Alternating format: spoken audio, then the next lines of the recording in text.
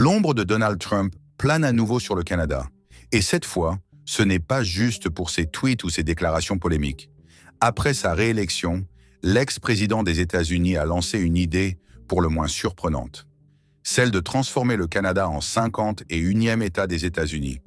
Bien que ces propos puissent paraître délibérément provocateurs ou même humoristiques à certains, ils ne sont pas sans fondement. En effet, cette proposition a été prise très au sérieux par les autorités canadiennes et une partie de la population. Et c'est là qu'il faut prêter attention. Trump ne se contente pas de faire des blagues. Pour lui, cette fusion entre les deux pays pourrait être une solution gagnante pour les Canadiens. Supprimer les droits de douane, réduire les impôts, renforcer la sécurité du Canada face à la menace grandissante de la Russie dans l'Arctique et surtout réguler le commerce chinois qui inquiète de plus en plus. Une vision économique séduisante, mais aussi un projet de transformation géopolitique majeur. Pourtant, derrière cette idée provocatrice, se cache une réalité géopolitique qui mérite toute notre attention. Si l'on observe les relations entre les États-Unis et le Canada, on remarque qu'elles reposent sur une base solide, mais aussi fragile, particulièrement dans un monde qui devient chaque jour plus multipolaire et où les rapports de force militaires, économiques et politiques évoluent rapidement. Le Canada, un géant pacifique, mais vulnérable. Historiquement, la relation entre les États-Unis et le Canada a été presque idéale. Ces deux pays partagent une frontière de près de 8900 km, la plus longue frontière non militarisée du monde. Les océans Atlantique, Pacifique et Arctique forment une véritable muraille protectrice contre les menaces extérieures. En fait, cette relation a permis aux États-Unis de se concentrer sur d'autres fronts géopolitiques, loin de leur propre arrière-cour. Mais ce rapport de confiance est en train de vaciller. Loin des scènes de guerre et de conflits, le Canada se trouve aujourd'hui dans une situation d'incertitude politique et économique majeure, exacerbée par des défis internes qu'il peine à surmonter.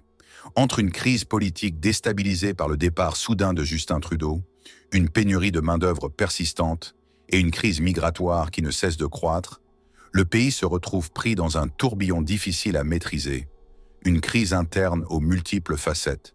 Le mois de janvier 2025 marque un tournant dans l'histoire politique du Canada. Justin Trudeau, qui avait dirigé le pays pendant près de 10 ans, annonce sa démission. Cette décision a secoué le pays et provoqué une montée en flèche de la popularité du Parti conservateur, désormais bien en tête des sondages, avec des intentions de vote qui atteignent des niveaux records. Mais derrière ce changement de direction, c'est tout un pays qui est en proie à une crise économique et sociale sans précédent. L'augmentation du coût de la vie, une inflation galopante et une hausse vertigineuse des prix des logements ont plongé de nombreux Canadiens dans la précarité.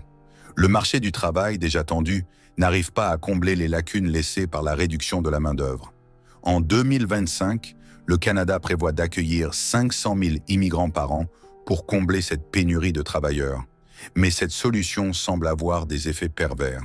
L'intégration difficile des nouveaux arrivants, combinée à un chômage élevé parmi ceux qui sont récemment arrivés, met en lumière les failles d'une politique migratoire trop ouverte et mal adaptée.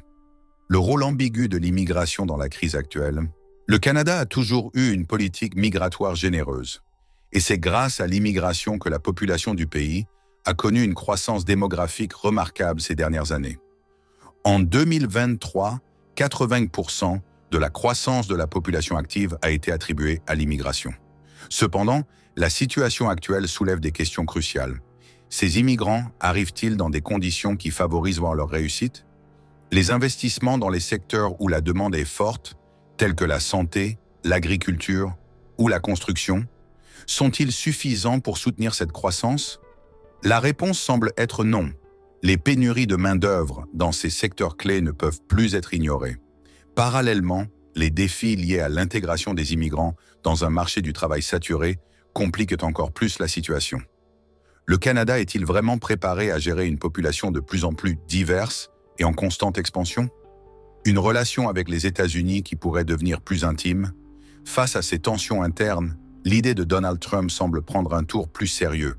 En effet, si le Canada est contraint de revoir sa politique d'immigration et de se concentrer davantage sur l'intégration des Canadiens existants, l'influence des États-Unis sur son voisin pourrait prendre une toute autre dimension. De plus, la position géostratégique du Canada dans l'Arctique, avec sa proximité avec la Russie et la Chine, en fait un atout précieux pour les États-Unis dans cette nouvelle ère de rivalité mondiale. Mais jusqu'à quel point cette intégration serait bénéfique pour le Canada? La question reste ouverte. Les Canadiens seraient-ils prêts à sacrifier une partie de leur souveraineté pour une sécurité accrue et des avantages économiques à court terme? Et surtout, quel serait le coût pour l'identité canadienne, déjà mise à mal par des tensions internes? Conclusion. Un tournant historique à l'horizon? Le Canada se trouve aujourd'hui à un carrefour. Entre l'attrait d'une relation renforcée avec les États-Unis et la nécessité de préserver son indépendance et son identité culturelle, il va devoir faire face à des choix qui détermineront son avenir pour les décennies à venir. L'évolution de cette relation avec son voisin américain, couplée à la gestion de ses crises internes, sera cruciale pour comprendre les dynamiques de l'Amérique du Nord dans les années 2020.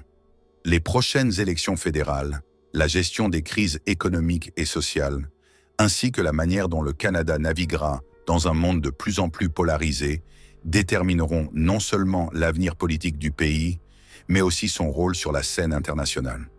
Mais à ce moment précis, une question demeure. Le Canada pourra-t-il résister aux pressions grandissantes de son puissant voisin, ou bien finira-t-il par succomber à l'idée séduisante, mais risquée, d'une union avec les États-Unis?